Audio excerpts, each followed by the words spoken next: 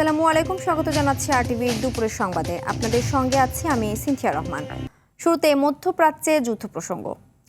যুক্তরাষ্ট্র ইসরায়েলের যৌথ হামলায় ইরানের সর্বোচ্চ নেতা আয়াতুল্লাহ খামেনি ও প্রায় শীর্ষ 40 কর্মকর্তা নিহতের পর উপসাগর জুড়ে যুক্তরাষ্ট্রের স্থাপনায় হামলা অব্যাহত রেখেছে ইরান। একই সঙ্গে ইসরায়েল ও ইরানে পাল্টাপাল্টি আঘাতের সংখ্যা ছড়িয়ে পড়েছে লেবানন পর্যন্ত। লেবাননে ইসরায়েলি হামলায় নিহত হয়েছে অন্তত 31 জন। আরও জানাচ্ছেন ইমতাজ আহমেদ। খামেনি হত্যাকাণ্ডের পর উপসাগরীয় অঞ্চলে মার্কিন ঘাঁটি ও সম্পদগুলো লক্ষ্যবস্তু করে একের পর এক হামলা চালাচ্ছে ইরান। ইরানের হামলায় বাহরাইনে নিহত হয়েছে অন্তত একজন। ইরাকি ও কুয়েতি কর্তৃপক্ষ জানিয়েছে তাদের ভূখণ্ডেও ইরানি হামলার ঘটনা ঘটেছে।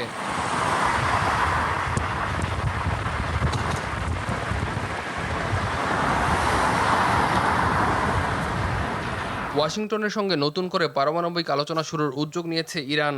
মার্কিন গণমাধ্যমের এমন দাবি সরাসরি নাকচ করে দিয়েছে তেহরান। ইরানের জাতীয় নিরাপত্তা পরিষদের সচিব আলী লারিজানি বলেন, যুক্তরাষ্ট্রের সঙ্গে কোনো ধরনের আলোচনায় যাবে না ইরান। সোমবার সামাজিক মাধ্যমে দেয়া পোস্টে এ কথা জানান আলী লারিজানি।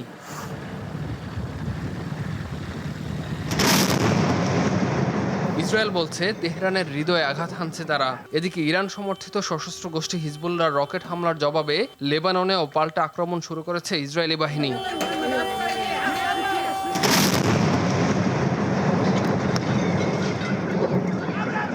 ইরানি রাষ্ট্রীয় গণমাধ্যমের দাবি, তেহরানের নিলুফার স্কোয়ারে ইসরায়েলি হামলায় বেশ কয়েকজন নিহত হয়েছে। ক্ষতিগ্রস্ত হয়েছে হাসপাতাল ও পুলিশ ভবন। পাল্টা জবাবে ইরানের ক্ষেপণাস্ত্র আঘাত হেনেছে তেল আবিব ও জেরুজালেমে। মধ্যাঞ্চলের বেইত শেমেশ শহরে নিহত হয়েছে অন্তত 9 জন। এদিকে মার্কিন প্রেসিডেন্ট ডোনাল্ড ট্রাম্প হুঁশিয়ারি দিয়ে বলেছেন, ওয়াশিংটনের সব লক্ষ্য অর্জিত না হওয়া পর্যন্ত ইরানের বিরুদ্ধে হামলা অব্যাহত থাকবে। একই সঙ্গে 3 মার্কিন সেনার মৃত্যুর প্রতিশোধ নেয়ার প্রতিশ্রুতিও দিয়েছেন মার্কিন president. Combat operations continue at this time in full force, and they will continue until all of our objectives are achieved. We have very strong objectives. যুক্তরাষ্ট্রের সম্পৃক্ততায় ইরান ইসরায়েল সরাসরি সংঘাত বর্তমানে উপসাগরীয় এলাকা জুড়ে বহুমাত্রিক রূপ নিয়েছে। আঞ্চলিক শক্তিগুলোর জড়িত হওয়ার ঝুঁকিতে মধ্যপ্রাচ্য দাঁড়িয়ে আছে এক বিস্তৃত যুদ্ধের দ্বারপ্রান্তে। ইমতিয়াজ আহমেদ, আরটিভি।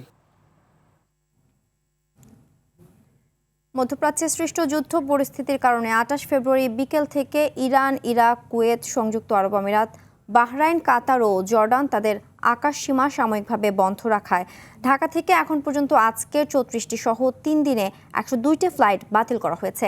এতে করে বিপাকে পড়েছেন ওই পথের যাত্রীরা।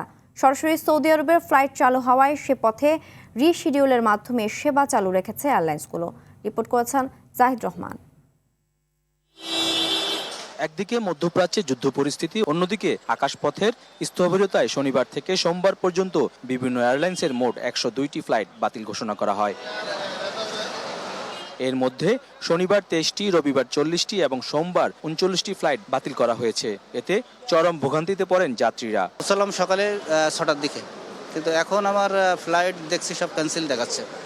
এখন জানি না কি হবে। ফ্লাইট ছিল গত পরশু শনিবার রাত্রে 2:45-এ, তো আমাকে ক্যান্সেল দেখানো হয়েছে। এখন পর্যন্ত আমি কোনো কিছু জানতে পারি নাই। তবে সোমবার সকাল থেকে বিদেশগামী কয়েকটি ফ্লাইট চালু হলে কিছুটা সংকট কেটেছে বলে জানান যাত্রীরা। কালকে আসছিল, পরে কালকে রিটার্ন করে দিছে, ফ্লাইট নাকি বন্ধ। তো আজকে আবার ওর ফোনে মেসেজ আসছে যে আজকে সকাল 9টার ভিতরে থাকতে হবে। তো আজকে সকাল 9টা বাজে আসছে পরে কাউন্টারে বলছে যে 10টার আগে কাউন্টার খুলবে না। পরে 1 ঘন্টা পরে 10টা কাউন্টারে গেছে, পরে বলছে যে কনফার্ম ডিসিশন জানাতে পারবে না যে প্লেন আছে কি না। ফ্লাইট ছিল আজকে সকাল 8টার দিকে, 4টার দিকে আমরা এয়ারপোর্টে আসছি। আসার পর থেকে টিকিট এটা ক্যান্সেল হয়ে আসছে। পরবর্তী সময় এটা বলা হবে কখন এটা দেওয়া হয়। বাতিল হওয়া ফ্লাইটের যাত্রীরা ফিরে গেলেও শিগগিরই এমন পরিস্থিতির অবসান ঘটবে বলে আশা তাদের। জাহিদ রহমান, আরটিভি, ঢাকা।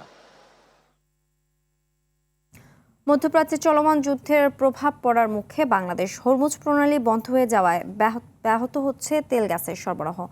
এমন পরিস্থিতিতে সংকট বাড়তে পারে বিদ্যুৎ জ্বালানি খাতে। তবে আপাতত জ্বালানির সংকট নিয়ে জানিয়ে সংশ্লিষ্টরা বলছেন, তেলের মজুদ রয়েছে 15 দিনের বেশি। চীন সিঙ্গাপুরের জ্বালানিও আসবে নিয়মিত। এদিকে পরিস্থিতি মোকাবেলায় বিকল্প পথ খোঁজার পরামর্শ বিশেষজ্ঞদের। বিস্তারিত সর্দার রাজীবের রিপোর্টে। মধ্যপ্রাচ্যে চলছে রক্তক্ষয়ী যুদ্ধ। পাল্টা হামলার পাশাপাশি ইরান বন্ধ করে দিয়েছে বিশ্ব জ্বালানি পরিবহনের অন্যতম পথ হরমুজ প্রণালী। এমন পরিস্থিতিতে আবারও উত্তপ্ত হয়ে উঠছে বিশ্ব জ্বালানির বাজার। এতে বড় শঙ্কা বাড়াচ্ছে মধ্যপ্রাচ্য কেন্দ্রিক আমদানি নির্ভর বাংলাদেশের জ্বালানি খাতেও।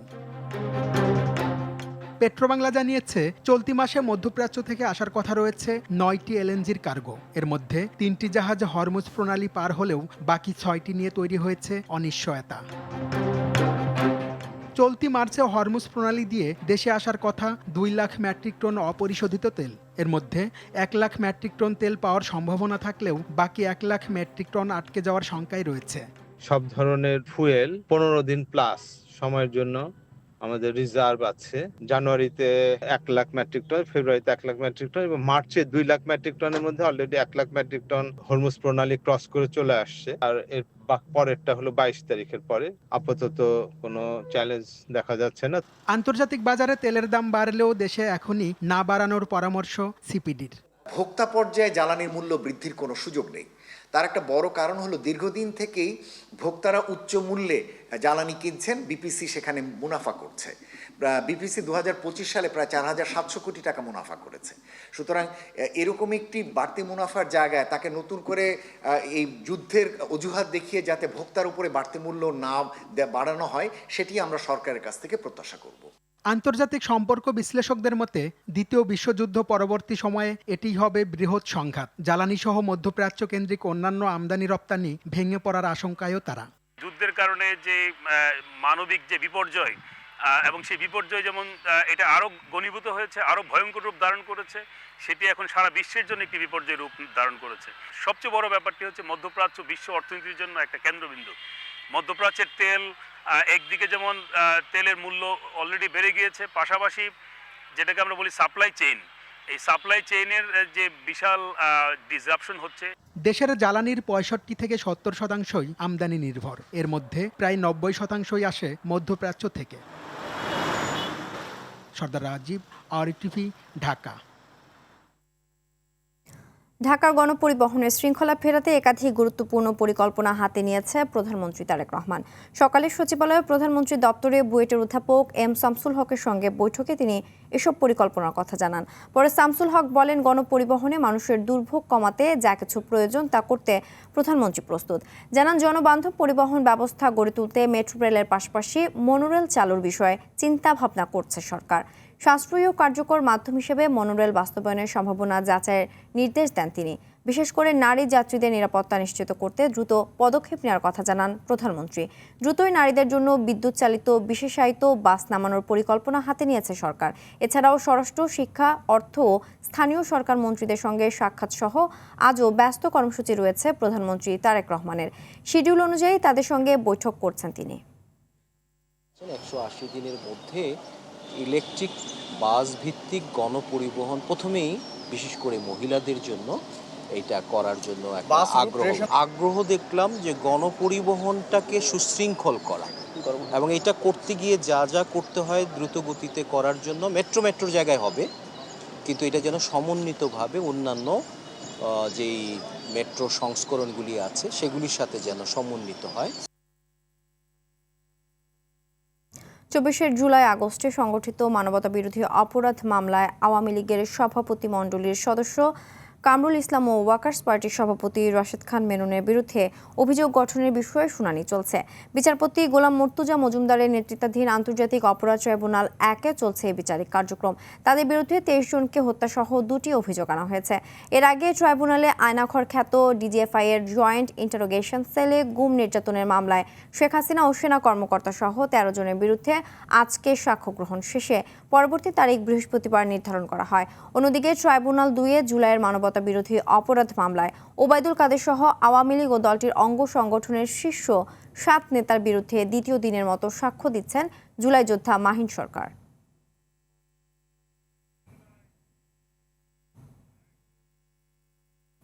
ভারত ও বাংলাদেশের মধ্যে ভিসা কার্যক্রম দ্রুত স্বাভাবিক হবে বলে জানিয়েছেন ভারতীয় হাই কমিশনার প্রণয় ভার্মা। দুপুরে বাণিজ্য মন্ত্রী খন্দকার আব্দুল মুক্তাদিরের সঙ্গে বৈঠক শেষে সাংবাদিকদের সঙ্গে আলাপকালে তিনি কথা বলেন। ভারত ও বাংলাদেশের মধ্যে গভীর বাণিজ্যিক সম্পর্ক রয়েছে উল্লেখ করে ভারতীয় হাই কমিশনার বলেন, বাণিজ্য আরও সম্প্রসারণে নতুন সরকারের সঙ্গে যৌথভাবে কাজ করবে তার দেশ।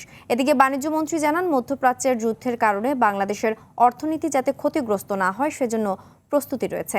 এছাড়া ভারতীয় হাই কমিশনার নতুন সরকারকে অভিনন্দন জানাতে এসেছেন।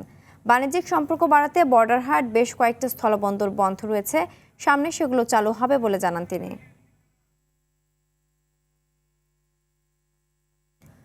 খুব দ্রুত সময়ের মধ্যে কৃষি কার্ড বিতরণ শুরু হবে বলে জানিয়েছেন কৃষি, মৎস্য ও প্রাণী সম্পদ মন্ত্রী মোহাম্মদ আমিনুর রশিদ। রাজধানীর একটি হোটেলে প্রাণী সম্পদ ও ডেইরি উন্নয়ন প্রকল্পের অগ্রগতি বিষয়ক কর্মশালায় তিনি এসব কথা বলেন। মন্ত্রী বলেন, ডাটা সংগ্রহে কিছুটা সময় লাগছে। ডাটা সংগ্রহ সঠিক হলে মানুষ ও দেশ উপকৃত হবে। কৃষির উন্নয়ন হলে দেশের উন্নয়ন হবে বলে জানান তিনি। এ সময় প্রতিমন্ত্রী সুলতান সালাউদ্দিন টুকু জানান, কৃষি অর্থনৈতিক সম্প্রসারণে সরকারের সর্বোচ্চ আন্তরিকতা আছে।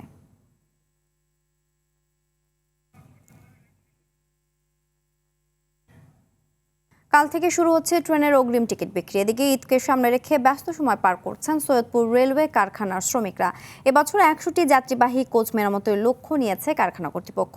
সেজন্য অতিরিক্ত শ্রম দিয়ে বিভিন্ন প্রান্ত থেকে আসা কোচগুলো মেরামত করে যাত্রী পরিবহনের উপযোগী করে তুলছেন তারা। যাত্রীদের নির্বিঘ্নে ঘরে ফেরাতেই সার্থকতা খুঁজছেন শ্রমিক কর্মচারীরা। নীলফামারীর প্রতিনিধি হাসান রাব্বি প্রধানের পাঠানো তথ্যচিত্রে আরও জানাচ্ছেন আবরার মাহি। গাড়ির টানে ঘরে ফেরা মানুষের বাড়তি চাপ সামলাতে রেলপথে যুক্ত হবে 100টি ঈদ স্পেশাল কোচ। আর এসব কোচ মেরামতে ব্যস্ত সৈয়দপুর রেলওয়ে কারখানার শ্রমিক কর্মচারীরা। ইতোমধ্যে প্রায় 60টি কোচ পুরোপুরি প্রস্তুত করে ট্রাফিক বিভাগে হস্তান্তর করা হয়েছে।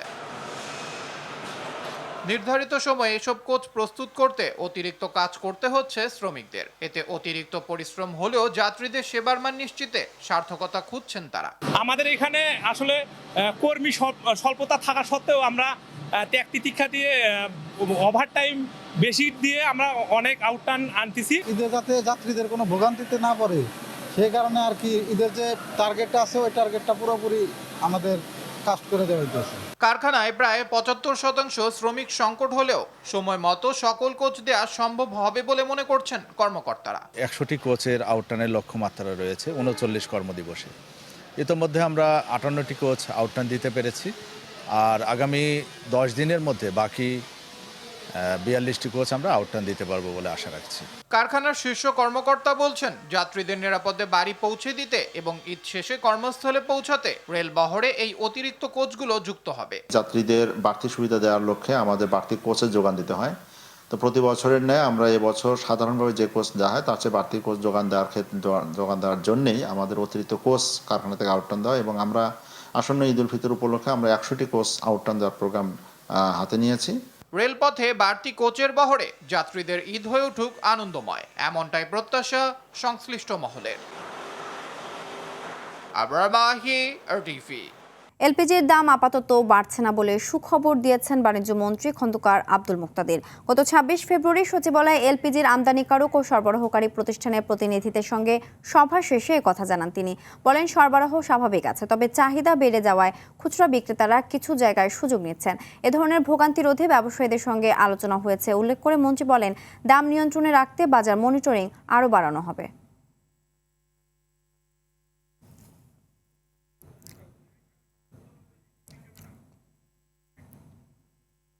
খেলার খবর ফুটবল।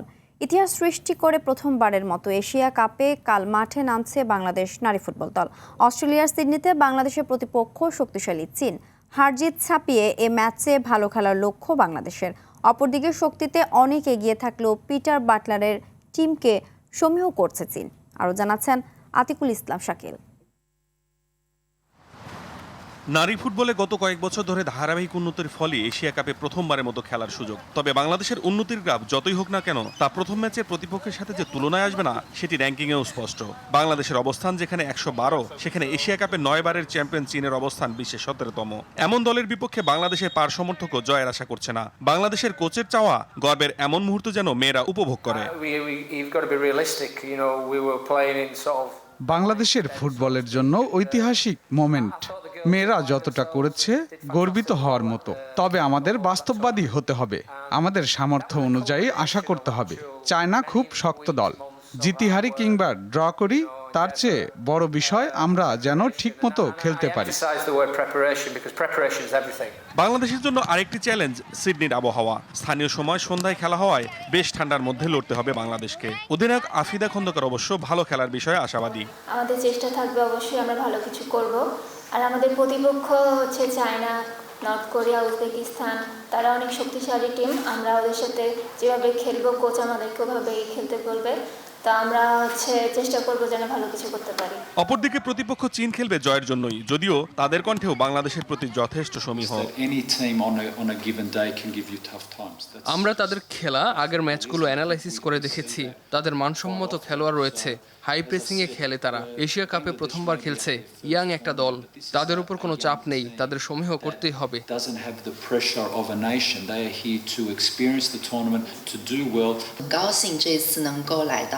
প্রথমবারের মতো বাংলাদেশের বিপক্ষে খেলবো, তারা ভালো দল, তবে আমরা আমাদের স্টাইল অনুযায়ী খেলে ভালো ফলাফলের আশাবাদী। এশিয়া কাপে ভালো করতে পারলে পরবর্তী বিশ্বকাপের সুযোগ তো থাকছেই, সেই সাথে সুযোগ মিলতে পারে অলিম্পিকে খেলারও।